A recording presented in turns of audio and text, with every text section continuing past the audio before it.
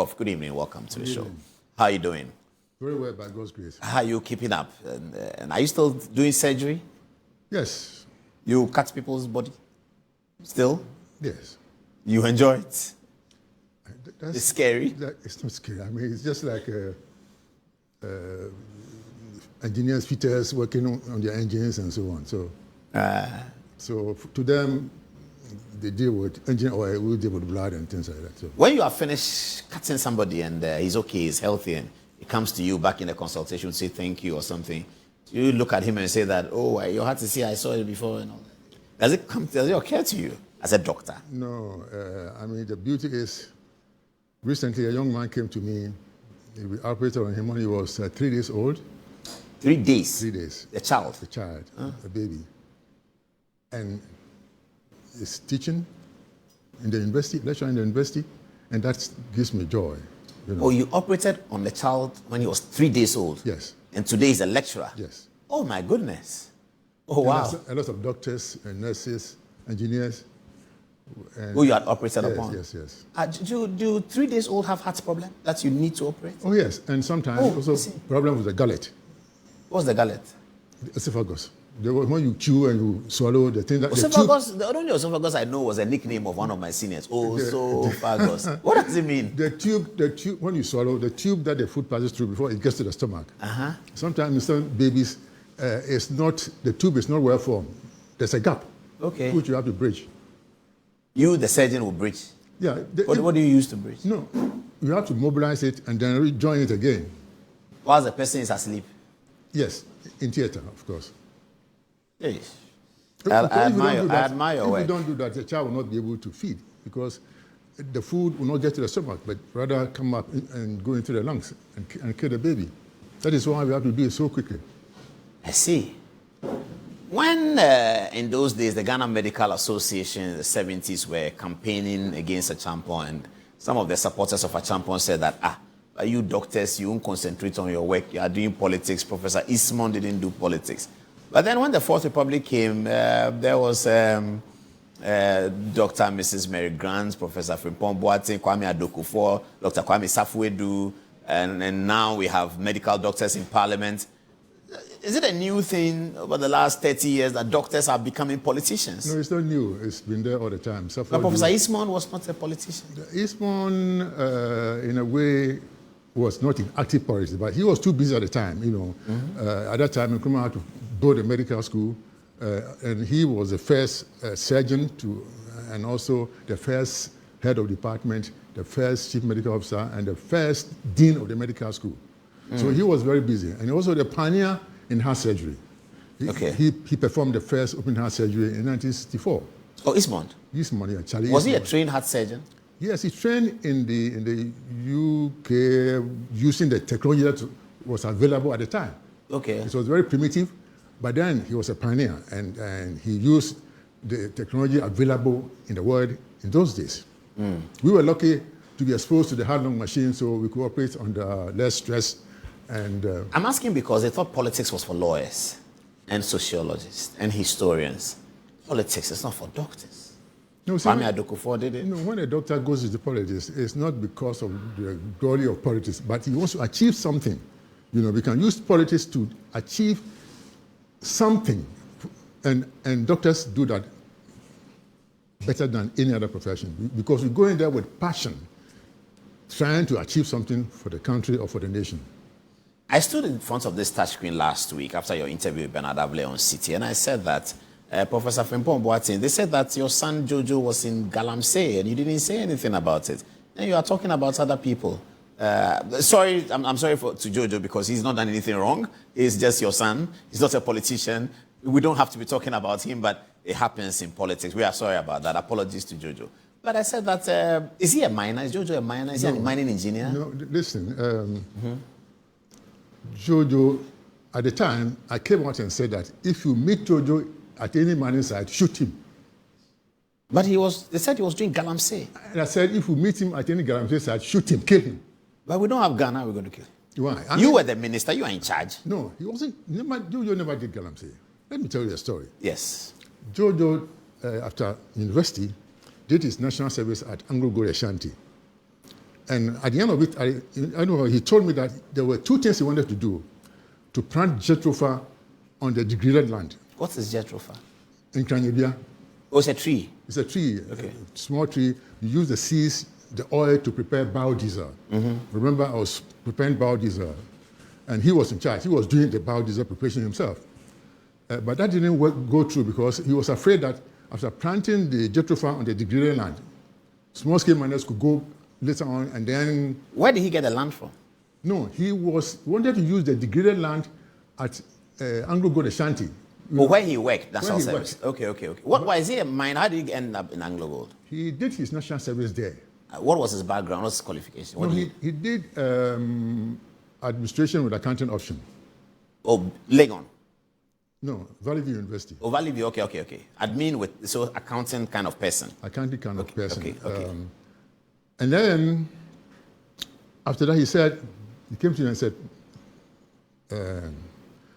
he has seen that, look at Anglo Gold Ashanti, you saw that only foreign companies own large-scale mining companies in Ghana, only foreigners. And that he wanted to do a big large-scale mining, and I said, okay, go ahead. So he applied for concession. He was given 5 concessions, totaling about... Which year was this? Well, this was during Mills time. Atta Mills, so 2009 to 2012. Thereabouts. So, for example, and he got the concessions signed by Niosa, the Minister for Mines at the time. Niosa Mills. Niosa Mills. He was the professor. He was a former bar president. No, he was the Minister for... Yes, he was the Minister for Lands. Yes, Lands correct. and Natural Resources. Yes. So, but he was a bar president as well. So, and these are his documents. So these are Jojo's mining documents. Yes, so, is it Lands Commission, Minerals Commission, or which one? This is Lands Commission, Minister of Lands, and then Lands Commission. Okay. And so he got a concession, 5 of them. Then he came home and I said, look, we have been given over 1,000 square kilometers. I don't think you can work on all these concessions before 5 years. So give some away.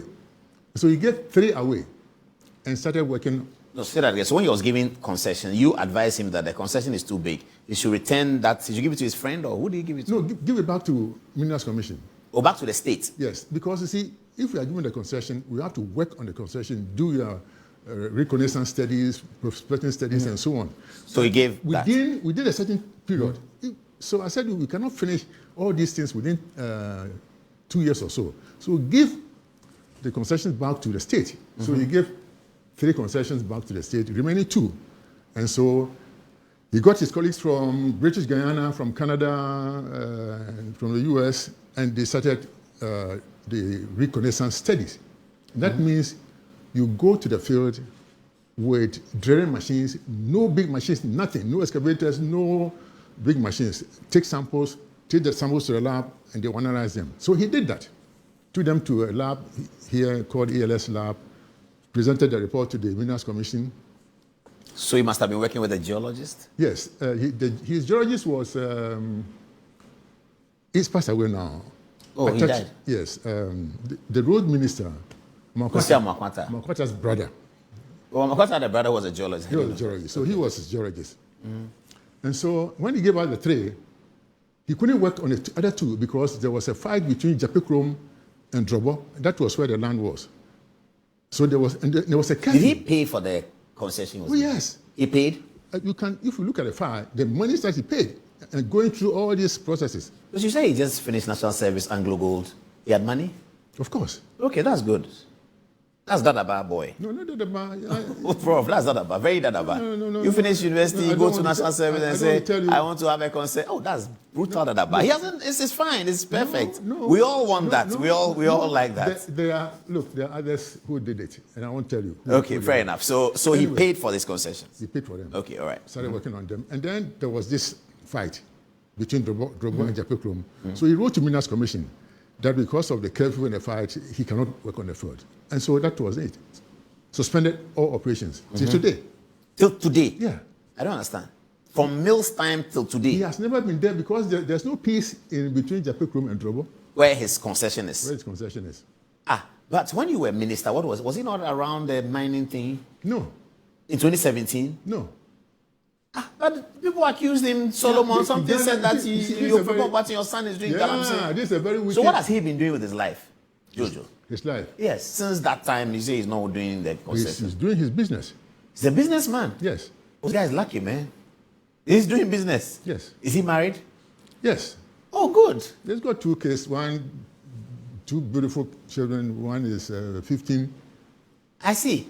So the point you are making is that your son Jojo, since say 2012, has not gone to a mining site to do anything. I'm saying that if you see Jojo at a mining site, digging with an excavator or anything, kill him. So his concession is still with him? Is it still for him? No, he has stopped. Yeah, but the documents is still in his name. The documents are all here. Did anybody go and do Galamsey on that land? Do you know? How would he know? And he never went there. It's possible. But he may not go there, but he can organize for people to go there. No. He will never do that. I mean, he has to be exemplary. This is what I told him. I mean, this is Frimpong Boateng. He said, Frimpong Boateng, we do things properly. And I gave him instructions. Be exemplary in everything that you do. But why was Solomon so sure? Who is Solomon? Some Solomon, who was part of the Galamsey, the committee that you church. One guy, he accused you so many times. I didn't have any Solomon. I'm not at the executive level, but I think he was one of the boys. I don't think so. So these accusations of Jojo being Galamsey, which was widely publicized, you never said that he doesn't go anywhere. But why? I mean, I said it, but... nobody listened? Nobody listened. Even you did it. You also accused him of that. Yeah, I did. That's what I'm telling you. So where do you get the fuss from? Because I was told by serious people that Frimpong Boateng's son is doing Galamsey. That's what I'm saying. Oh, you remember I came to your house once and I asked you, and you said, no, it's not true. Even when I was in Kolebu and burdening the administration block and doing things with the war and many things, people told me that my wife was a sand contractor. You know, you see, we are living in a very wicked and evil country. You know, they try to silence, this is intimidation, blackmail and everything, just to keep you quiet. You know, but you know the people who are doing Galamsey. They're everywhere. I mean, I don't have to go. But let me tell you today, let the world know. And I said it, that if you go to a site and they say this Jojo doing Galamsey. Okay, so were there any legal matters around it? Did anybody sue him? Yes, no, nobody's sued him. But then somebody, an NPP people and those associated with the NPP, reported him and me to... You mean NPP, the Great Party? Which one? NPP, the Great Party. No, forget about it. When you say NPP, you have to add the Great Party. No, I'm not going to add. You won't do that? Okay. No, I'm not going to do that. Okay. Some members of the National Patriotic Party. New Patriotic Party. New, not National Prof. New Patriotic Party. New Patriotic Party. Yes. New is the new. Is it still new? Ajete said new. So it's new. Is the party still Janice Selby said new, so it's new. J. Kufuor said new. Akufo-Addo said new, so it's a new Patriotic Party. Fair enough. So some people in that party. Don't mention names to confuse people and, you know, yes. Oh, but the official name is a new Patriotic Party. I know, but don't bring Kufuor and Akufo-Addo into this conversation, you know. No, I'm saying that they all call it New Patriotic Party, so it is new. It's not National Patriotic. Okay, but some people from the NPP reported your son. To Shah. Oh, Commission for Human Rights. Commission for Human Rights. It's because we all heard it. Yes. So it's nice making sense. And so for almost 4 years. Which year did they make their complaint? They were... So these are anyway, you go on. So for 4 years, what happened? For 4 years, we were being investigated. So I couldn't come out to say anything. That's why when people were saying Frimpong Boateng has done this, I couldn't come out because you are under investigation. Were you also under investigation? Yes. You and him? Yes. Oh, the allegation was that you and him are doing Galamsey? Yes. That's what we were all told. And this is false. And Paul, as a lawyer and a very seasoned journalist, you shouldn't have fallen into that trap. To talk about this. Well, I would like to read the Strad report. Yeah, this is what did they say? Nothing. All these pages is nothing? 117 pages. It's all nothing? That he hasn't committed any crime. Oh, he was exonerated? Exonerated. By the Strad report? Yes. Who signed the Strad report? Was it Witter? The commissioner himself. What's his name? What's his name? Yeah, Witter. Joseph Witter, commissioner. What year was it? The signing? This is the date of the signing. So this is... Witter is still there. He's been there since 2017. So go talk to him. Yeah, I will read this report thoroughly. He was sent by one Arnold Agbodo, your complainant. He's a complainant. Yes. Arnold Agbodo. Oh, is he a member of the NPP? And we didn't know him, but later on he called Jojo. And He himself? Yes. And told him those who told him to take him to Shrad. Oh, he called Jojo and said, some people said I should take you to Shrad. Yes. You and your father to Shrad. Yes. Am I one of the people? Did he mention my name? I won't tell you. I won't tell you. Sorry, viewers. I'm just enjoying the company of the great heart surgeon, Professor Frimpong. But they mentioned some names. My name was not in it, No, right? I will not say it. Okay, was Gabi Ochedaku's name in it? I will not say it. Was Abu Jinapo's name in it? Please. Oh, I'm just mentioning the squad to see whether, you know. Okay, they mentioned the squad. So that's what I'm asking you. Was my name in it? You said no. Gabi Ochedaku, you said no. Abu Jinapo, you said no. So there is not us. It's not us. No. So it was another group of people. Yes. So Shrad exonerated. Yes. Who was Jojo's lawyer? Your lawyers were who? Okay, you can't remember. It's fine. I can't. What were their lawyers? You remember at all? No, I don't. So you went through the process. You went for the hearings. Yes. I went for a year several times. Cross-examination. All the investigation. Was the media covering it? No, media. You didn't tell the media? No, I mean, media doesn't cover investigations by. Oh, they do. I've covered Shrad. I don't know. Yeah, I covered the Senate. You can go. It's a public hearing. You can be there. Yeah. I see. So Jojo was exonerated. How many times do you want me to repeat Because this? I'm not. Okay, all right. So you can see how wicked and evil this country From what can you be. are saying, yes, this is very bad then. Very bad. And for people even to say Frimpong Boateng has stolen 500 excavators, these are wicked. But I evil. was coming to that because it was Frimpong Boateng who told us that excavators are missing. Where are they? Look, excavators, you see, when we started the fight, the military people were leading the seizure of excavators. The military were doing what? They were seizing the excavators. You mean Dominic Nitiwu's people? Because he's here. He was the defense minister. Yeah, his people were seizing the excavators. Yes. Okay, and taking it where? Initially, we didn't know where to take them, so they took them to either the district assembly or the local police station. In every district, if it's a Asatogwa or somewhere, they will take you to the nearest district assembly or the... and they told you where they've kept it? Yes. Okay. So we would then go later on to... Who is we, the task force? The task force. We will send people. But you had soldiers in the task force as well? No, but we didn't send soldiers to do that. No, but the task force included soldiers? Yes. And those season 2 were soldiers? Yes. Okay. So we'll send some of the civilian employees to go to this police station, go to this district assembly and see how many excavators were there.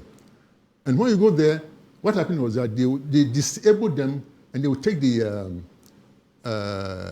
motherboard away. Then the people will go and buy a new motherboard, activate the excavator and drive them away. So instead of, say, expecting 300 excavators, you go and there are only 10.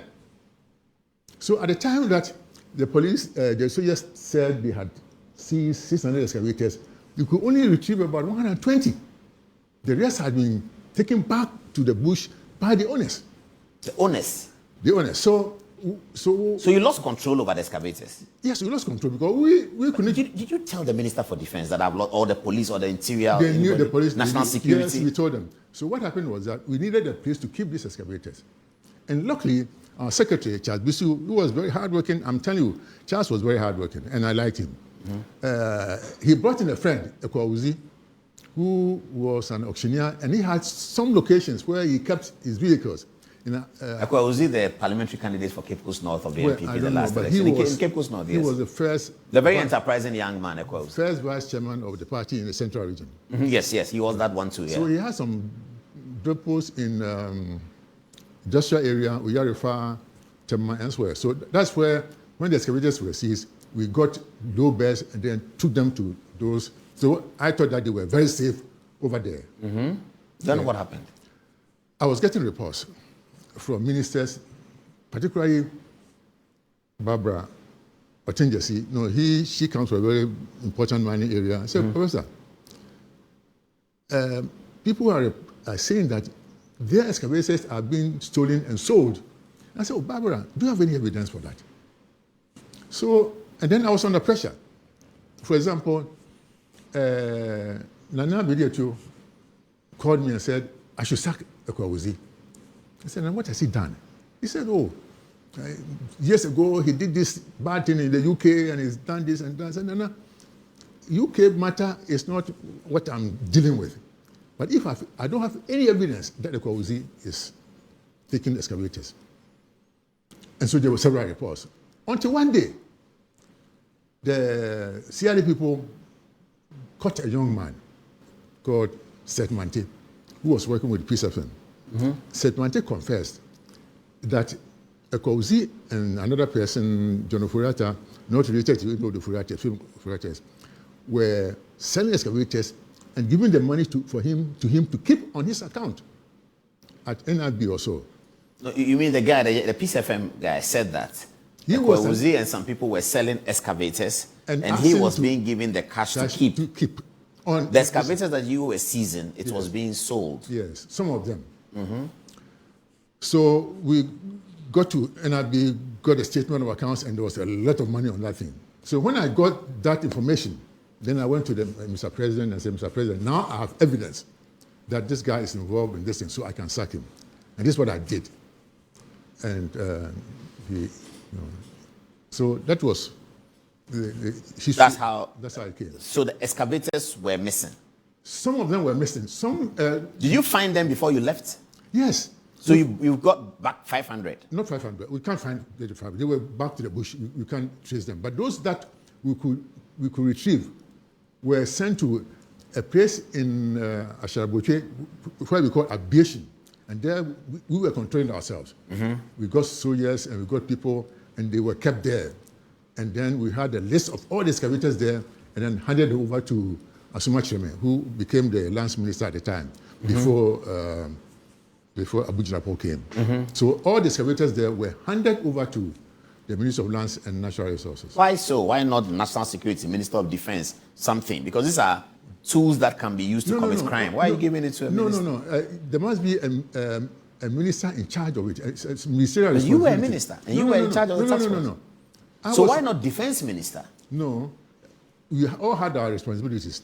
Because, for example, our budget went through the Minister of Lands and Natural Resources. Minister of Science and Environment, your budget? No. The committee. The budget for the committee. Okay, so the supervising minister, apart from you, was Lands? I was the chairman of the committee. Okay, so the supervising minister was Lands? Yes, of the operations and budgetary and so on. Okay. So you sent it to Asuma Cheme, and so the excavators that got lost cannot be retrieved? No, you can't retrieve them because, see, let's say you have cars here, and then you have seized them, you take away maybe the starter or something, and then the owner will come and put in a new starter and drive the car away. So the excavator will be somewhere which will not be under our control. But did you burn some? There was this conversation about burning excavators, and there was a lot of criticism from the general public. They were very unhappy. I never. Who burnt the excavators? We never did it. Did you know excavators were burnt though? Yes. And you didn't burn it? No, because maybe the police or the army or. But it sounds like you were not too much in charge, were you? No. I mean, we cannot be everywhere. I was not in charge of seizure and things like that, but soldiers or part of the vanguard, part of the task force can go seize excavators and sometimes burn them. But we were not in favor of burning of excavators or any of the chamfans on the rivers. My idea was that we will seize the machines, especially those mining in the water bodies, doing the dredging. We would take, the floaters are very expensive. They cost about 25 or 30,000 cedis, the floaters, before we put the machines on them to dredge. So we would take the dredging machines, the floaters, park them outside, and put them in the depot, one in Kumasi and one in Takoradi. And the idea was that we were going to send all the metal to Accra Atomic Energy, where I was trying to build the foundry, to melt the metal and create things from them using the foundry. And that was, so we were going to create something like a circular economy to do better things, but it didn't work. Wow. So we shouldn't blame you for the failure of the task force that Akufo-Addo set up? Blame the people who loved doing the Galamsey in government, in the party. Blame those people. But that was contained in your report. You had a report. Yes. And you sent it to who? To the chief of staff. And what happened after? Look, I wrote the report, gave it to the chief of staff, and nothing happened for almost 2.5 years. And then the report leaked. And then they blamed me. No, they say you leaked it. How? If I wanted to leak it, look, Paul, people don't know me. And listen to me carefully. The chief of staff wrote to me using my personal private address. So I sensed that he wanted something very secret. And so when I wrote the report, you asked me to. I didn't tell them. They didn't know. None of the committee members knew about the existence of the report, except the National Security Minister. Kandapa. Otherwise, nobody knew about that report. Why? Didn't you need their inputs? You're working with people, you're writing a report, you're writing it behind them. Were you suspicious of them? But that was, most of them were not attending meetings anyway. When you call meetings, they don't come? No. Were they afraid of you? No, I cannot say that. Maybe they had other things to do. Why did you tell the president that, Chief, your people, when I call meeting, they don't come? Look, Ben, I told the president many things. For example, Sir John. The late Sir John. The late Sir John. Sir John was mining, giving concession, and doing crazy things in the forest. And he was giving the forest reserve, 42 of them, 47 forest reserves, to people to mine in them without going through the process. Why should we believe you on this? So I compiled all the letters that he wrote into a book like this and went to the president. I said, Mr. President, this man, I called Sir John. So the president called Sir John. You called him? Yeah, of course. So you met Sir John before the president? On 2 occasions. I remember Akufo-Addo used to do that. He said somebody, he calls him and says, okay, let's talk. So So 3 of you? No, more than that. Okay. Sir John, Chief of Staff, Briatio, and maybe one of the officers, or something like that. Some officers there. And I told Mr. President, this man in charge of the forestry of Ghana is the greatest danger to the forest of this country. You said it in the meeting? I said it in the meeting. Yeah, there minutes of the meeting? Yes. Yeah, somebody might have written meetings. But okay. I don't write meetings at the time. I get it, yes. And so the president asked Sir John, have you heard what the professor is saying? Oh, Mr. President, you know this, that, the way he does his things. I don't know the way he does it. You have to report it accurately. So I thought he was going to stop. But he didn't stop. No, what did Sir John say? How did he defend himself? Do you remember? He didn't defend himself. He was just, oh, Mr. President, he was not specific about anything. Oh, Mr. President, this, that. What language is that? Language. Yes, Mr. President, this, that, Mr. President. Mr. President, it's not, we are trying to do this, we did this and we did that. No coherent explanation. So, but it went on. And I asked for a second meeting after 2 or 3 months. And the same thing happened. It didn't stop. Oh, the president called him to another meeting? Yes. So, and even this report, you asked the members of the Council of State. On 2 occasions, I presented the state of the environment and the fight against Galamsey to the Council of State. On 2 occasions. On 2 cabinet retreats. One in Pediase, one in that hotel, one in Akusumbo, somewhere there. I presented the thing on Galamsey, did the same presentation. You mean Royal Saint? I think that's the name. Somewhere. And then another one. You did a presentation to the cabinet. Cabinet. That's what? About the state of Galamsey, the state with the problems that we were facing, and how people were. The mistrust, wasn't it? Is that not really it? Mistrust? Yes, and how people were, NPP people, government people were, also doing it and more or less undermining what the president was saying, that he put his presidency online to fight this thing. And then again, you asked Kanapa, there was a West African security ministers meeting. I was called to make a similar presentation. So it wasn't just one report that I wrote. Over the period that I was there, several reports, and even at cabinet meeting, sometimes the president would ask me to give a short presentation. But if you wrote that report, why did it get to the hands of the political opponents, the NDC? I don't know. Were you happy that the NDC got the report? NDC got the report. Were you happy that the NDC got the report? Your report, that they had it. They were flagging it here on Good Evening Ghana, Good Morning Ghana. Sami Jemfi was talking about it every day, that this is Professor Frimpong about this report. No. Were you happy that they got it? No, of course not. I was not happy that we did not. See, the report was not supposed to indict anybody, but. Oh, it did indict quite a lot of people. This is what I'm saying. The report was for the president to read and then call an internal meeting or do something internally so that we can address some of the issues. The report was not to malign anybody or anything like that. So it was a report that I present to them. The president said, look, we want to know how you fought it and suggest a way forward. And that's what I did. So the president asked for it? Yes. He asked for a report? A report. And he said, give it to chief of staff? No, I'm not saying the presidency. The chief of staff wrote the report, wrote the letter to me. Asking for the report? No, saying that Professor Boateng, like Frimpong Boateng, we want you to present a report on the fight against Galamsey and then suggest a way forward. Which year was this? 2020. 19? COVID, before COVID, post-COVID, after the election? After COVID. After COVID, so 21? Yeah. And you presented a report in 21? Yes. But you were not a minister in 21, were you? I was a supervising minister. Oh yeah, you were continuing from January after the election. Yeah. So it was during that period that you presented the reports to the chief of staff? Yes. I see. And the idea was not to accuse anybody, but that for them to know, because the president has put his presence online to fight this. So I wanted him to know the real state of what was happening. That people he trusted, people in his office, I mean in the broader sense. Broader sense. And the party, DCs and so on. As it's happening now.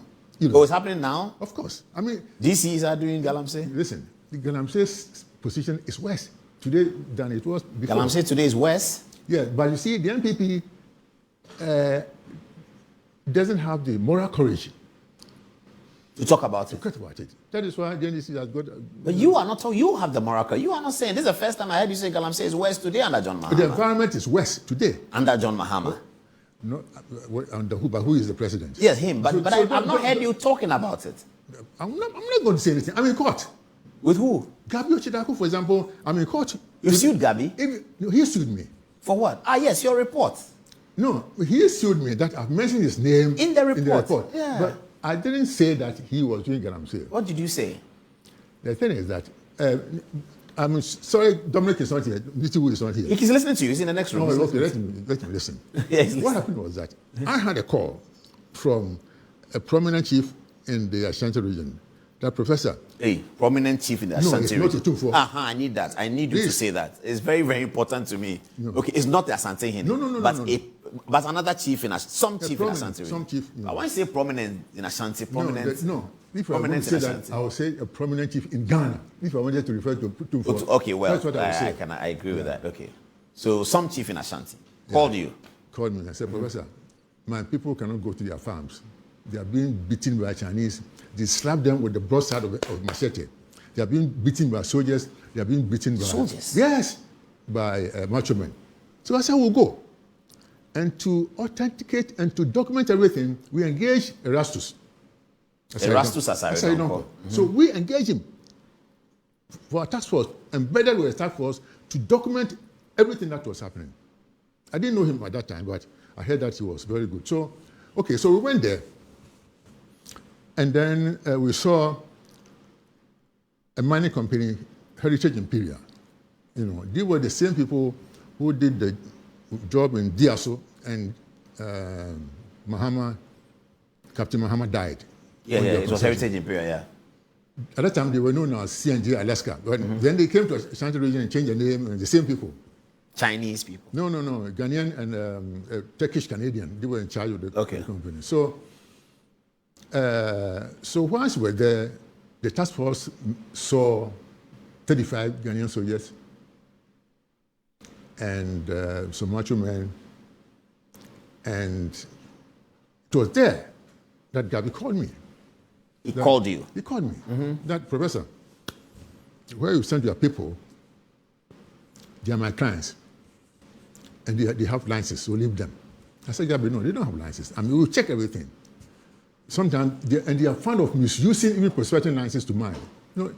So we talk and talk. It didn't come to anything. Then he said, okay, we'll see. And then, so after that, I called the president. I said, Mr. President, this is the interaction I had with Gabi, but I cannot leave the Chinese. And meanwhile, we had arrested 11 or so Chinese, and we were taking them to Accra. But then the soldiers came, and there was a scuffle. You can see, access Sarinonko. They smashed his car, seized his camera, and so on. But to save them, Erastus and the task force, I said, please, leave them and come back to Accra. So that was what's happening. And so Gabi is suing you for what? For defamation.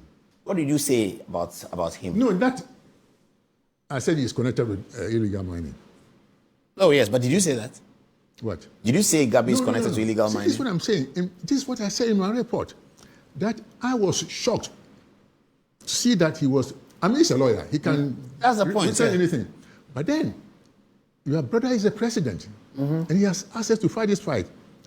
I was said, let another lawyer do that. But you see, optically, morally, I found that reprehensible. For somebody that I liked, Gabi had assisted me in quite a number of ways. For example, when we were drafting the e-waste law and so on, we wanted somebody to do the electronic waste management. We didn't have a lawyer, so I approached him, and then he gave us Kisei Jabin, who is now special prosecutor, to come and assist me. So Mr. Kisei Jabin, lawyer, Kisei Jabin came to my office on 3-4 occasions, and then he helped us do a very good job. So I went back to Gabi and said, thank you for bringing us this young man. Yeah, he's very smart, he's very good. And within a short time, we had done it. So that is why I was not expecting Gabi to get somebody else to do that, but not you. I don't know why the learned Professor Frimpong wants to choose a lawyer's clients for him. I'm not sure why. No, I'm not saying I choose, but what I'm saying is that I may be wrong, but to me, it was distasteful that a president has made this profound statement and putting my presidency online to fight this. That Anglo Gold was mining, Newmont was mining. Why can't Imperial mine? But not illegally. You think Imperial mining illegally? Of course, and I knew that. Has any court said that? Because I know that Imperial got a judgment debt and it was later reversed by the Attorney General, Godfrey Dame. Don't bring that one judgment debt. No, they got it. The Attorney General Dame reversed it. But you see, this is what I'm saying, this country is crooked. Why? Because see, the damage that Imperial said has been caused. They said, I caused the damage. I sent people there to steal their fuel, to do this and do it. So if I go to court, why don't you take me to court? Who? Imperial? Imperial. But who did they take to court? The last minister. Again, you're choosing for a litigant who he should sue. No. And so what I'm saying is that I didn't even know about the case. You ought not to know. They are making their case. They don't care about you. No, you said I caused the damage. At least. Yeah, but when they go to the lawyer's desk, it is then that they will choose who should be the person they are suing. They can do whatever they like. But as a citizen, I can also have my opinion. Because they knew that the lance minister did not know about this thing, the details, and he was not going to contest this thing. But the lance minister can rely on you. No, but nobody called me. So perhaps it's the lance minister's fault. So this is what I'm saying. If we live in a country where somebody causes a damage and we take another person to court and you get a judgment debt of $15 million. Granted by a high court, by the way. So what? I'm just repeating. Later on, the Attorney General reversed it. Yes, he did. So on technical grounds, actually, it was on technical grounds, but he did reverse it. So you seem to have a problem with Imperial Heritage, do you? Of course, I have any problem with anybody who does illegal mining. I have to dissociate our program from this statement you make that Imperial is doing illegal mining because you can't. But we don't know that they are doing illegal mining. If you don't know, don't. But Frimpong Boateng says they are doing illegal mining. I'm saying that. They should sue you. Are you ready for it? Who? Imperial, yeah, of course. I mean, they sued me already. No, he said Gabi sued. No, Imperial, look, in any case, the man who was in charge of Imperial has passed away. Oh, he died? Yeah. What have you done about the Galamsey? I'm moving on. About the Galamsey situation today. Me? Yeah, you are telling me here, and I think you told other people, that the Galamsey situation is worse. The forest state is worse than it used to be. You are Frimpong Boateng. You are a huge global figure. You are a former minister. You haven't written any article. You haven't said anything. That's what I'm telling you. Yeah, you can even get audience with President Mahama if you want. He'll give you audience. You haven't done that. How do you know? Tell us. I want to tell you. So you've done it? I've talked to certain prominent people in the NDC about what I think. But you have done that quietly. You haven't told us so that the NPP can use it as propaganda the same way the NDC used your document as propaganda. And the NPP cannot, I was commissioned by my party to do that. NDC has not told me to do anything. I, as a private person, have observed certain things, and I've made a plan to some of them. I'm not here to look. Let's talk about the house matter. I'll come to that. So if I do a quote card out of this program and your photograph is there, I said, Frimpong Boateng said, NDC's Galamsey is worse than NPP's Galamsey. Will I be correct? I'm not saying, no, this is not what I said. Okay. Right now, NDC people are doing Galamsey, NPP people too are doing Galamsey, you know. NPP are still doing it? Of course. I mean, there are a lot of... NDC is allowing NPP to do it? See, when it comes to Galamsey, these two parties are from the same parents. Fair enough. So when NPP was doing it, the one you found, was NDC also doing it? Of course. But you didn't say that in your report. I stated it in my report. What did you say? That I even was very specific that in Western region, a certain district, I mentioned the district, and that a former minister was in charge, was doing Galamsey in this area. I think I remember that. Yes. I remember that. I we used it for news. I remember that. Yes. I remember that. So, because I was desperate to get something like that. I remember that. And I also said that you see, this Galamsey was started, you know, it was magnified by the NDC, in the NDC regime. And we came and took over, made it worse. Now they've come again to continue the Galamsey. So NDC started, then NPP did it. NDC have come, they are still doing it. Yes, because they all like it. So another quote card. Frimpong Boateng says, Galamsey was started by NDC. I'm not then saying, NPP continued. No, don't say and that. NDC are back, they are doing worse. No, don't say that. Okay, what should I say? This destruction of the environment has always been there. And it was, for example, it was during the NDC time that the military signed MOUs with certain mining companies to provide security. This is how they did with Imperial, this mining company in the Diaso. So they did it. And then when we came, the president stopped all those MOUs that they were not regular and that if there's anything, the government should take charge, which was very good. But then the practice of illegal mining did not stop. We got involved, and you know, a lot of people got involved, and then we left power. The NDC have come, they're also doing it. So you can say, as we wrap up on this part, hand on heart, that Professor Frimpong Boateng never participated or benefited from Galamsey. No, and you know the people, you were an establishment person, you, Paul. No, I'm Akufado's friend, I'm not an establishment, I'm just Akufado's friend. I really like him. Then you have a big friend. Yeah, you can say that. You can say you that. You have a big friend. So, you can say that. So you are part of the system. Not quite, but yeah. You are part of the system. So. Oh, I could walk into Jubilee House at midnight, so yes. Yeah, but I can't. Oh, you a minister? A minister, look, a minister cannot be a friend of the president. The president employs you on his... That's also kind of true. Yes, and he can sack you at any time. So I was ready any time to be sacked. So I'm not... You were ready to be sacked? Yeah, but you have to prepare. As soon as you take that position, you have to condition your mind that you may not last. So you are not friends with Akufo-Addo? No, he's not my friend. He was my boss. But he's not my friend. He cannot be my friend. Who is your best friend in the NPP? Who? My best friend in the NPP?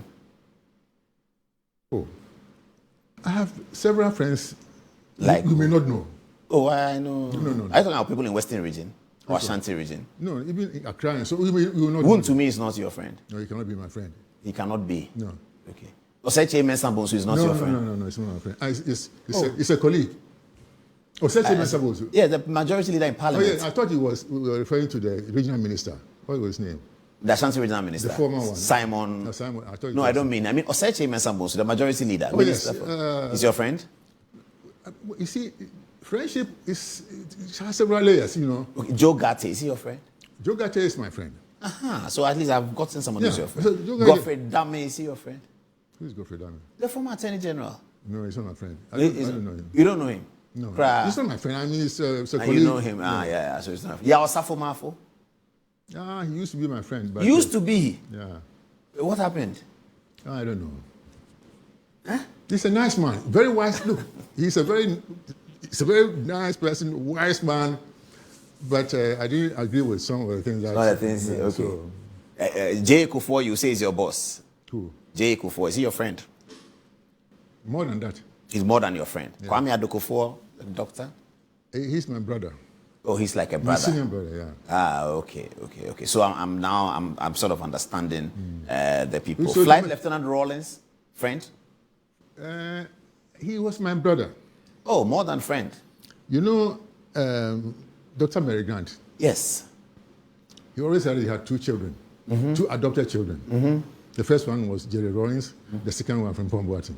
Oh, I see. But Jerry Rawlins is more troublesome than... Oh, I see. That's interesting. Yeah. But then you are NDC small. Are you NDC small? No, I'm not NDC small. At all? No, listen, look. When I came back to Ghana to work, it was the PNDC that was in power, and NDC. And I have so many friends. I mean, this is what I like about some of my friends. I mean, I've known Asasi Jima, Captain Asasi Jima, since 1960. I see. Yeah, everyone has friends across. Yes, 63. I've known Nana Otodazi. I've known Victor Salome. I've known the Ahoys, you know. You are knowing them too much, oh, No, Prof. I mean, from the university. You are knowing them too much. Where These are your friends, Ahoy brothers. Asasi Jima, National Security for NDC. So Tobi Kwachetu is your friend, I guess. I didn't know him. Oh, you didn't know him? No, Okay. Asasi Jima, we were in the same secondary school. Ah, okay. I've known him since 1963. Okay, but you have more NPP friends than NDC, eh? Well, I think more NDC than NPP. That's the suspicion. Your NDC is small, Prof. No, NDC is small. I'm not NDC. So when they got the report, Professor Frimpong. No. I didn't read the report. Okay, I understand that. I agree with that. Look. But you have your NDC small. No, I'm not NDC. You're MPP. Yes, these are my friends. And the good thing is that they thought that having helped me, you know, or assisted me in a way, established, I'll join them. No. But they knew knew I was in the that makes a strong point. They knew I was in the MPP and they loved me. And they still. So you are saying that it would have been easier to join the NDC. Very so easy. that you joined the MPP shows that you are not NDC. Look, I can take that. Commodore Kruche, for example, you know, the one, good man. He was so brilliant. I mean, he helped me so much. Sapon is fantastic. Yes, fantastic. That's one. See, when the World Bank wanted to stop the cardio project, there was a man, World Bank director in Ghana called Mr. Choi from South Korea. He went to Nana Sapon's office to tell him that World Bank doesn't support the project and so on. He said, Mr. Choi, the government of Ghana has decided to do it, so we walk out of my office. Oh, that's interesting. Nana Sapon did it. I had see. several meetings. Were they disappointed that you ended up with NPP? Oh, but they still love me. They were disappointed small. But they still love I can't tell, but I mean, I don't know. Because Kosiboche was one of your friends? Oh, yes. Because I dealt with him, you know, the financing and things like of the hospital? Of the center? Of the center. Cardio? Yeah. Ah, I see. I remember that. So you must have dealt with Victor Salome too? He was a deputy finance minister, Kwame Pepra. Salome was my friend in Commonwealth Hall. Oh, I see.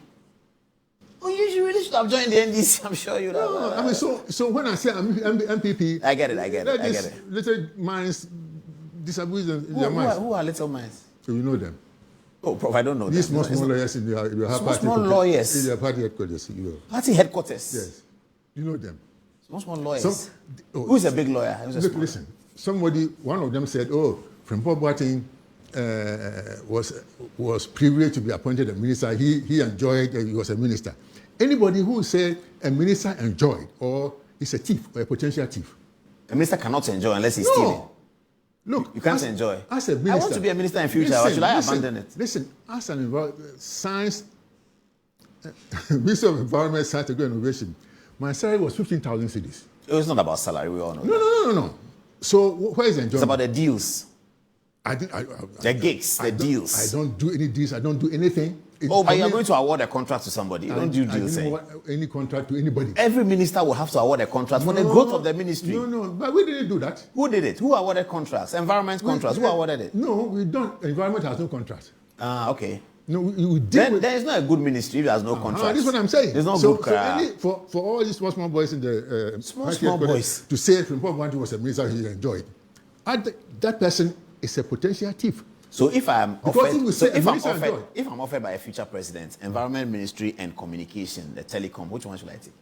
I don't know. I mean, which one is better? I was passionate. Which one is better? I think that I wanted to use science, technology, and innovation to change this country. Which one will there be more money? I don't care.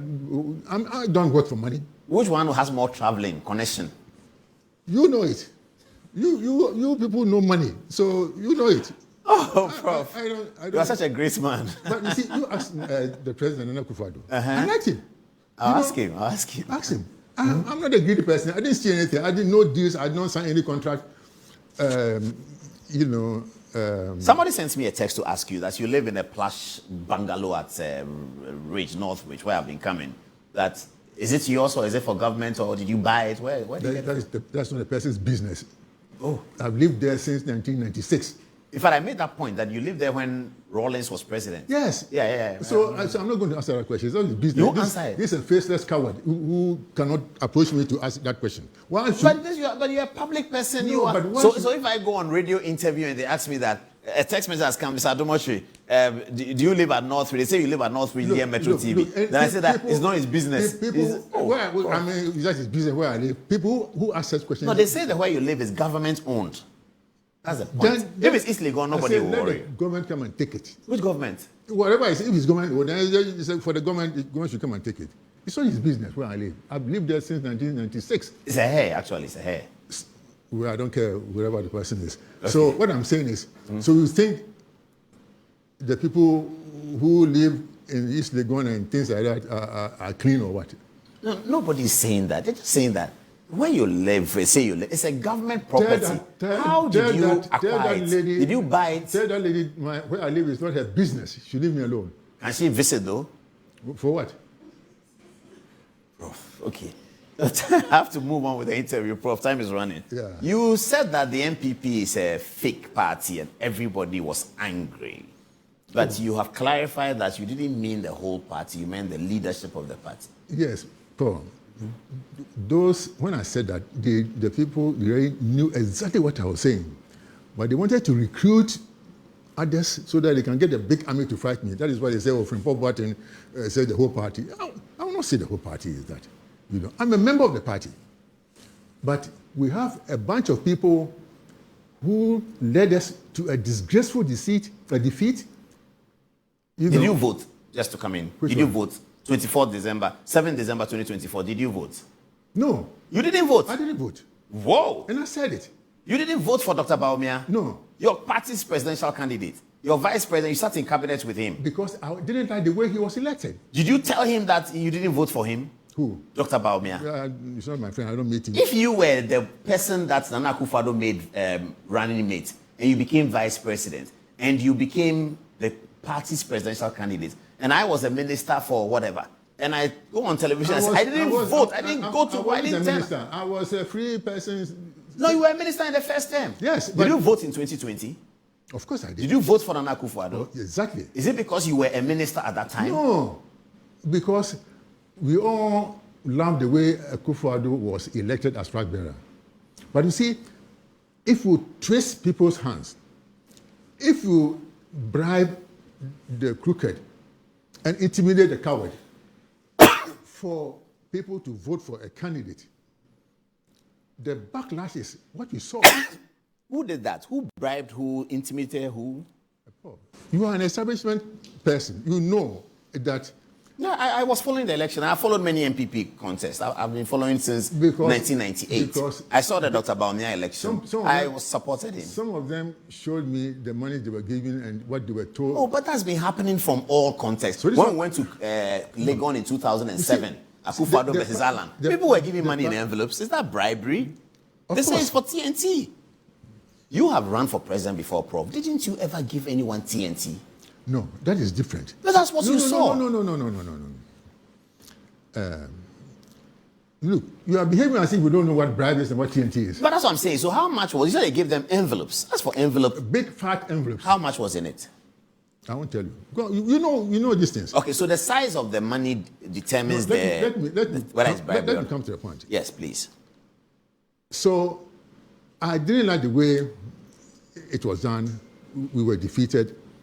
And then you devised a new system, a top-down approach. Instead of uniting the party, coming out with the factors that led to our defeat. And we discussed these things that But Michael Quay reports. Michael Quay report, I have not seen the report. It wasn't made public. Have you asked for it? You're a senior member of the party. I cannot ask for it. What? Have you asked for it? What? No, you have to make it public. I mean, if I ask What Oh, about, they don't. what The about, Kwesi Botche report, produced by Kwesi Botche for John Mahama's defeat in 2016, was never made public. But- Do you make things like that public? of course, why not? The details of how a party. So, Yes, so why if it's written in there that Professor Frimpong Boateng was dating the Amansi West End, do we make that public? That will not be a factor that will lead to a defeat. Oh, it can. It cannot. If because of that you forced her as MP in the area and they put in we lost the presidential election. What I'm saying is, so we lost. Yeah, we lost. There was a Michael Quay report commissioned. And it was a bad loss. Heavy, very bad. I think that the executive should have resigned and blocked. Some people said that. And then appoint maybe a new chairman, internal executive. Whatever. Interim. Get interim, and then so on. But you see, these people who are there have organized this top-down system so that they will let a candidate of their choice who will let them to the defeat so that when he wins, they will have a good chance of maintaining their positions or even bigger ones. And this is what I don't like. And so those who are organizing this thing, they are the fake faction of the great New Patriotic Party, as you said. Okay, And so also- what you don't like is and that also, the national executive that took us to the defeat have not resigned. That's really the point. Yes, and And they are now sort of orchestrating quickly the flag bearership. Exactly. So it comes to their side. Exactly, and so 3 years before the election, this is how we behave. And I think I told you yesterday, I didn't know that Chairman Bute was in the group. I didn't know he was the first vice when the team was there. Yeah, he's He's a great guy, He's not well though. Yeah, but you see, because I met him the first time 22 years ago. So he's not part of the fake then. No. So you take Chairman Bute out, the rest of them, the rest of the executive fake. Whatever, maybe some of them are not fake, but some of them are. So who is the one that you are pointing to as the fake? See, when It seems like it's a one individual. Not one, there are several of them. Okay, but Chairman Bute out. Yes. Conveniently out. Conveniently out. Okay, the rest are fake. Okay, so this is what I'm saying. The last time I heard, I think Atachian was here. Lawyer Atachian was here. Yes, I interviewed him. And he made a statement which I didn't like. What did he say? He said Bawumia was not in charge of the economic management team. And that, at some point, he said the president didn't give him money to manage the economy. He said it. And so, this is why I'm saying that economists don't create wealth and they don't create jobs. Economists, they are not used to that. You need people with vision, with drive, with science and technology attached, employing good people from the universities, research institutions, drawing up a good program, and then you can create the wealth. Then the economists can, if we say, Akufo-Addo didn't give me money to run the economy, where do you expect Akufo-Addo to get money from? You said something very interesting. You said economists can't create wealth. No, they don't. That's not their training. That is not their training. That's interesting. So, see, wealth is created by what? Vision. Vision. Science and technology. Yeah, drive. Mobilization. Research, development, and so on. If we look at the Chinese program, how the Chinese developed, it started in 1986, March 86. That's what they call the program 863, 1986 March, where they suddenly realized that they were using all their money and talents on weapons like the North Koreans are doing. So 4 weapon scientists wrote a letter to Deng Xiaoping that said, we must change the way we are doing things and channel our scientific knowledge to civilian users and take advantage of the scientific revolution. And so Deng Xiaoping said, okay, go ahead. So they set up research institutions and went into certain areas: marine technology, space technology, advanced material sciences, and so on. 7 of them. And later on, the other 2. Remember that in 2003, the Chinese were not producing wind turbines and solar panels. But a few years later, they became the #1 producers of wind energy and alternative energy. Science, technology, and innovation. So if we look at the model, we are here joking. Sometimes we hear Ryan started in 1995 with Vision 2020. As soon as NPP came to power, someone will say, no, we don't want any Vision 2020. Vision 2010. No, he said we are going to do Vision 2015. And then nothing happened. And then NDC came again, Vision this, and we come. So there are so many visions, we don't know whether they Ghana are... Beyond Aid. Huh? We said Ghana Beyond Aid, Akufo-Addo. Yes, it was a good slogan, but there was no power behind it. So if you look at You go back and look at what my ministry wrote on Ghana Beyond, the things that we had to do to get there. I was hoping that Akufo-Addo would put that program under my ministry, Science, Technology, and Innovation, would have been different. But then he put it under senior minister's office. Did you discuss it with him? No. Because he's quite open about these things. Akufo-Addo is very open. Did you discuss it with him? We discussed all these things, even research fund. We discussed. Did you tell him that, Mr. President, can you bring Ghana beyond aid to science? I don't think he should be a senior minister. I didn't say that. You really should have. He's very open to these things, isn't he? Yeah, open to this, but it can be influenced. Anyone can be influenced. Yeah, but this is what I say. I mean, Akufo-Addo is a very good person, but I think, I may be wrong, he was unduly influenced by some members of his family and some friends. Friends and family influenced him. That's what I think so. But every president will be influenced by friends. Yeah, but then the president, we trusted him. He said that Akufo-Addo is strong, he's direction, he's a tough guy, he will know how to deal with the NDC and so on. But then finally, So you were not happy with the way Dr. Bawumia was elected, but you are happy with Dr. Bawumia as an individual and his contribution to the government and to the NPP. Contribution. This one, see, what I'm saying is that if we look from the time of Joabi, economist Joabi, yes, it's economy. Oh, so you are saying we should forget about economists to lead? No, not all of them.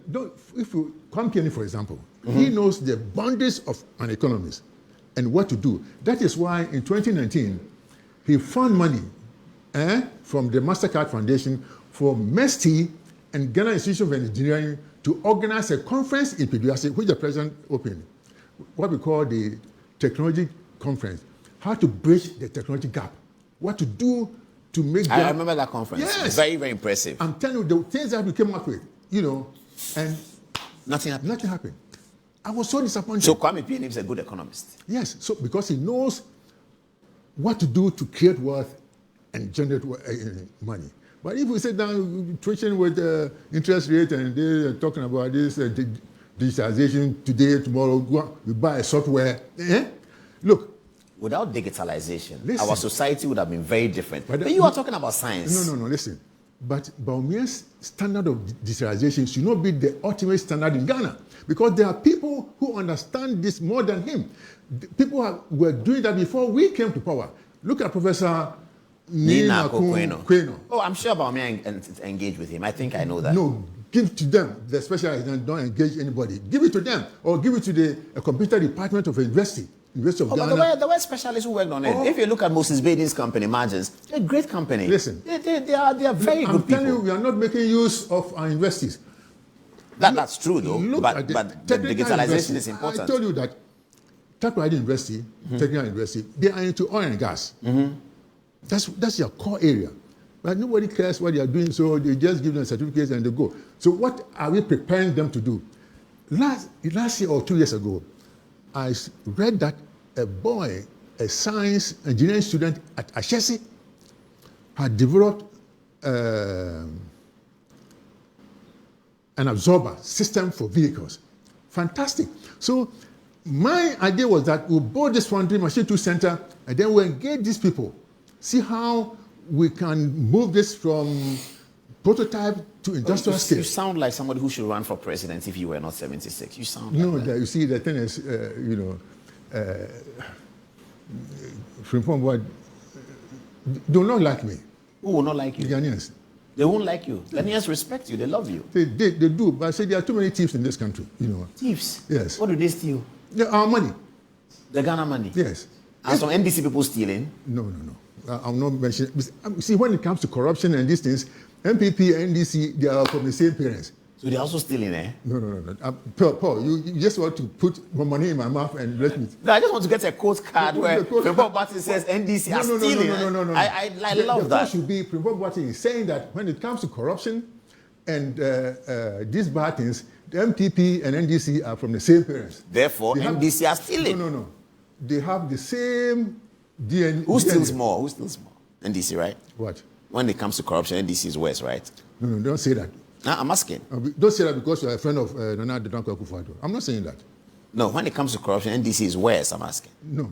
They are not worse. They're the same. Oh, they are the same. But see, what I'm saying is, if somebody does something wrong and you come and you don't improve upon it, then you are worse than that person. I get that. We have to, Prof, my very good friend, Dominic Nitu has to come. I'm sure he's been enjoying the interview himself. Yeah, but Prof, let's talk about January 31 as we wrap up. So you are not happy with Dr. Bawumia?